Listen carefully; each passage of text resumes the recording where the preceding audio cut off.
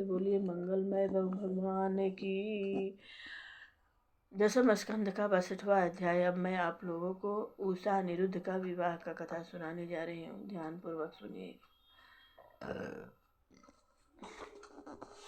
उषा ने अनिरुद्ध को देखा सपने माही, बाणासुर से युद्ध करी लाए उषा ब्याह। राजा परीक्षित बोले, हे भगवान, बाणासुर की पुत्री उषा ने अनिरुद्ध जी का किस प्रकार वर्ण किया, और मैंने सुना है कि उस विवाह में भगवान श्री कृष्ण और शंकर जी का घोर संग्राम हुआ। यह वृत्तांत मुझे विस्तार पूर्वक सुनाने की कृपा करें। श्री सुखदेव जी बोले, परीक्षित, दानव वीर राजा बलि के 100 प्रतापी पुत्र थे, उनमें बाणासुर सबसे बड़ा था। बाणासुर ने भगवान शंकर की बड़ी कठिन तपस्या की थी। उनके तांडव नृत्य के समय अनेक बाजे बजाकर उनको प्रसन्न कर लिया था। भगवान शंकर को औढ़र दानी और शरणागत वत्सल हैं। उसने भगवान शंकर से एक सहस्त्र बाहु तथा अपार बल प्राप्त कर लिया। एक समय वह बाणासुर अपने बल के अहंकार में चूर होकर शंकर जी के निकट गया और बोला, हे चराचर जगत के ईश्वर, मैं आपको नमस्कार करता हूँ। आप संपूर्ण मनोरथों को पूर्ण करने वाले हैं। आपने मुझे सहस्त्र बाहु देकर केवल एक भार रूपी ही प्रदान किया है। इनके बोझ से मैं बड़ा दुखी हो रहा हूँ। इनसे लड़ने वाला आपके अतिरिक्त इस त्रिलोकी में कोई भी नहीं है। एक बार इनमें सुलसुलाहट उठी थी, तब मैंने इन भुजाओं से पर्वतों का चूर्ण बना दिया था। अब इनकी खुजलाहट मिटाने वाला कोई नहीं है। बाणासुर की ऐसी अहंकार भरी बातें सुनकर शंकर जी को कुछ क्रोध आया और वे बोले, हे मूर्ख, अब तू चिंता मत कर, शीघ्र ही तेरे मद को चूर्ण करने वाला उत्पन्न होने वाला है। जब तेरे महल की ध्वजा गिर जावे तभी समझ लेना कि तेरा शत्रु उत्पन्न हो गया है। उस मूर्ख बाणासुर को यह बात सुनकर बड़ी प्रशंसा हुई और वह अपने नगर को चला आया। हे परीक्षित, उस बाणासुर के उषा नाम की एक कन्या थी। वह अति सुंदर और शीलवान थी। जब वह कुमारी ही थी तब उसने स्वप्न में परम सुंदर अनिरुद्ध जी को अपने साथ समागम करते हुए देखा। उसकी आंखें खुल गई और वह उनके प्रेम में ऐसी उन्मत्त हो गई कि बोली, हे प्राण वल्लभ, तुम कहाँ हो। इसी भांति उषा उन्हीं के स्मरण में उदास रहने लगी। एक दिन उनकी प्यारी सहेली चित्रलेखा ने उसकी उदासी का कारण पूछा तो उसने स्वप्न का सारा हाल सुनाया। यह सुनकर उस चित्रलेखा ने, जो चित्र बनाने में बड़ी प्रवीण थी और योग विद्या भली प्रकार जानती थी, चित्र बनाकर उसने उषा को दिखाए। उसने देवता, सिद्ध, गंधर्व, नाग, किन्नर, यक्ष, राक्षस तथा मनुष्य सभी के चित्र बनाए, किंतु उषा को वह स्वप्न में मिलने वाला प्रीतम दृष्टि नहीं आया। तब उस चित्रलेखा ने यदुवंशियों के चित्र बनाना आरंभ किया। उसने सूर्यसेन, वसुदेव, बलराम तथा श्री कृष्ण के चित्र बनाए। जब उसने प्रद्युम्न जी का चित्र बनाया तब वह चित्रलेखा कुछ लज्जित हुई, और जब उसने अनिरुद्ध जी का चित्र बनवाया तब वह बोली कि हाँ, यही मेरा चितचोर है। हे परीक्षित, उषा के यह वचन सुनकर चित्रलेखा बोली, हे बहन, इनका मिलना तो बड़ा कठिन है, क्योंकि यह नर रत्न यदुवंशियों में श्रेष्ठ भगवान श्री कृष्ण जी का पौत्र है और द्वारिकापुरी उनके चक्र के द्वारा सुरक्षित रहती हैं। वहाँ पर मनुष्य की तो बात ही क्या, पवन भी प्रवेश नहीं कर सकता है। किंतु हे बहन, मैं तुम्हारी अभिलाषा पूर्ण करने के लिए सब कुछ करूँगी। ऐसा कहकर चित्रलेखा साधु का वेश बना रात्रि ही में द्वारिका में प्रवेश कर गई, क्योंकि साधु, ब्राह्मण तथा गौ, इन तीनों को चक्र नहीं रोक सकता था। यह भगवान की आज्ञा थी। चित्रलेखा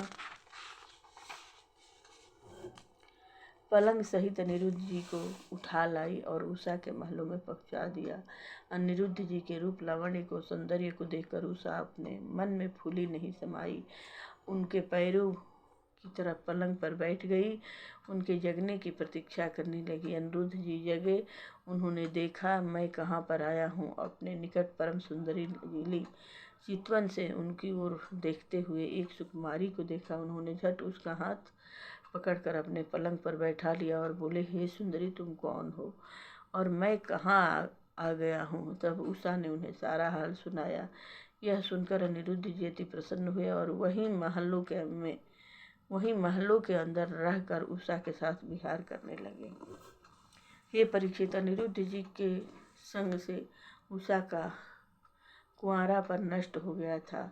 उसके शरीर पर तथा उसके हाव भाव में कुछ विचित्रता के चिन्ह प्रकट होने लगे थे। तब महल के पहरेदारों ने यह बात देखकर बड़ी शंका की ओर बाणासुर से जाकर कहा कि हे राजन, आपकी राजकुमारी की चाल ढाल से प्रतीत होता है कोई मनुष्य महलों में उनके साथ सहवास करता है।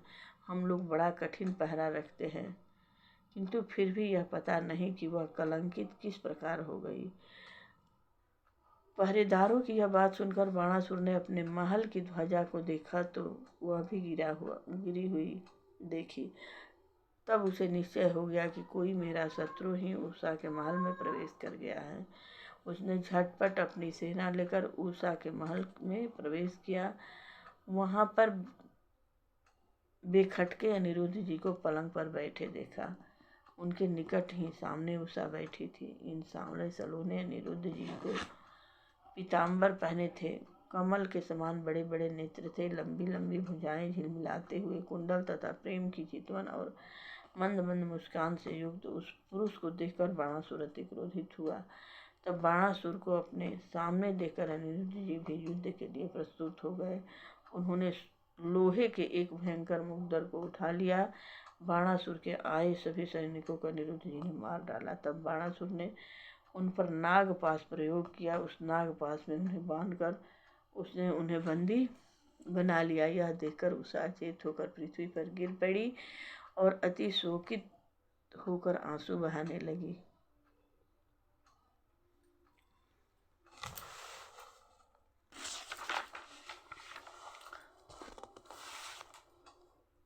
भगवान कृष्णचंद्र और बाणासुर का युद्ध की कथा आपको सुना रही हूँ।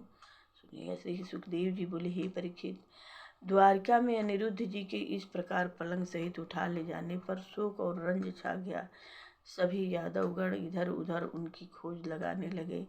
इस भांति बरसात के 4 मास व्यतीत हो गए, किंतु अनिरुद्ध जी का कहीं पता नहीं चला। एक दिन नारद जी वहां घूमते हुए आ निकले और उन्होंने अनिरुद्ध हरण, उषा मिलन का तथा बाणासुर के यहाँ बंदी होने का सारा वृतांत कह सुनाया। यह सुनकर भगवान कृष्ण, बलराम जी, प्रद्युम्न, सात्विक, गद, सांब आदि सभी वीरगण 12 छावनी सेना सजाकर बाणासुर के नगर शोणितपुर पहुँचे। वहाँ पहुँचकर उन्होंने नगर को चारों ओर से घेर लिया। वहाँ के उद्यान पर कोटे बुर्ज आदि को नष्ट करने लगे। शत्रु का आक्रमण सुनकर बाणासुर भी अपनी 12 छावनी सेना लेकर नगर से बाहर निकला। उसकी सहायता के लिए भूतनाथ भगवान शंकर भूत प्रेत यक्ष राक्षस आदि को लेकर रणभूमि में आए। भगवान कृष्ण जी शंकर जी के सामने आए। प्रद्युम्न जी स्वामी कार्तिक से भिड़ गए।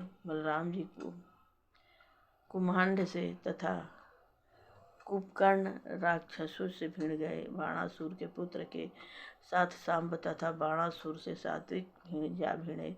दोनों ओर से भयंकर बाणों की बौछार होने लगी। ब्रह्मा तथा शंकर के भी ईश्वर भगवान कृष्ण ने अपने तीक्ष्ण बाणों से शंकर जी के सभी अनुचरों, भूत प्रेत बेताल आदि सबको खदेड़ कर भगा दिया। बलराम जी ने कुंभाण तथा कुंभकर्ण को मार डाला। शंकर जी ने जो भी अस्त्र प्रयोग किए सबको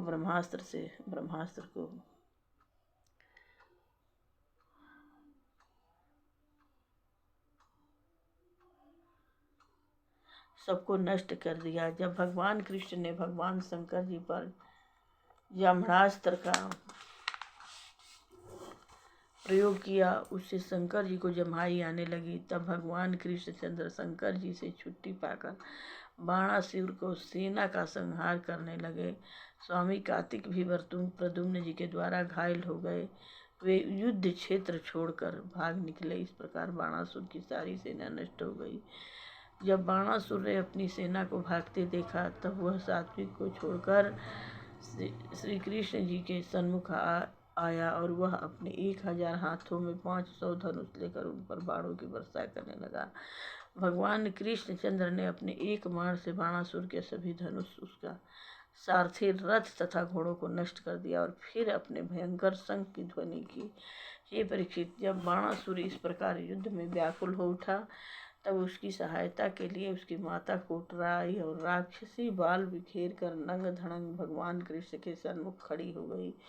तब भगवान कृष्ण ने उस पर दृष्टि न डालने के लिए अपना मुँह उधर से पीठ कर ली।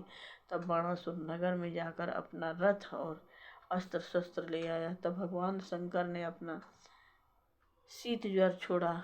वह ज्वर 10 दिशाओं को जलाता हुआ कृष्ण जी की ओर आया।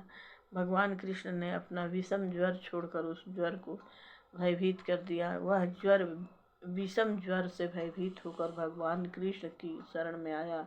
उसने अभय दान लेकर चला गया। तब भगवान कृष्ण ने अपने चक्र से बाणासुर के हाथों को इस प्रकार छाँट दिया जैसे कोई वृक्ष की शाखा को छाँट देता है।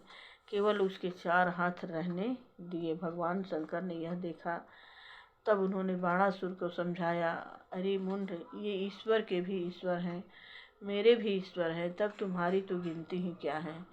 तुम अब इनकी शरण में जाकर अपना अपराध क्षमा कराओ। ऐसा कहकर भगवान शंकर बाणासुर को शांत कर भगवान की शरण में आ गए और बोले, हे देवाधिदेव, इस बाणासुर को अपने बल का अति घमंड था। उसी अहंकार को चूर्ण करके आपने मेरे श्राप को पूरा किया है। अब यह आपकी शरण में है। यह मेरा परम प्रिय भक्त है, इसलिए इसे अभय दान देकर अपने कर कमल को इसके सिर पर रख दीजिए। भगवान कृष्ण बोले, हे शंकर जी, जैसा आप चाहते हैं वैसा ही होगा। मैं इसे निर्भय कर किए देता हूँ। मैंने पहले ही भक्त प्रहलाद को यह वर दिया था कि मैं तुम्हारे किसी भी वंशज को नहीं मारूंगा।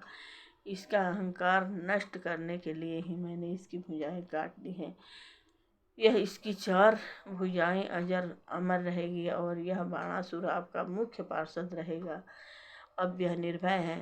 तब बाणासुर ने भगवान कृष्ण को साष्टांग प्रणाम किया। अपनी पुत्री उषा और अनिरुद्ध जी को एक श्रेष्ठ रथ में चढ़ाकर उन्हें समर्पण कर दिया। भगवान कृष्ण पौत्र तथा पुत्र वधू को लेकर अपनी बची हुए एक कछौनी सेना को लेकर द्वारका में आए। हे परीक्षित, जो पुरुष प्रातः काल उठकर भगवान शंकर जी के साथ भगवान कृष्ण के युद्ध और उनकी कथा का स्मरण करता है, उसकी सदा विजय होती है। प्रेम से बोलिए, शिव परिवार की जय हो। जय जय राम दरबार की जय हो। जय जय कृष्ण मुरारी द्वारकाधीश प्रभु की जय हो। जय जय गोकुला मथुरा वृंदावन धाम की जय। वृंदावन बिहारी लाल की जय हो। जय जय मंगलमय भगवान की जय हो।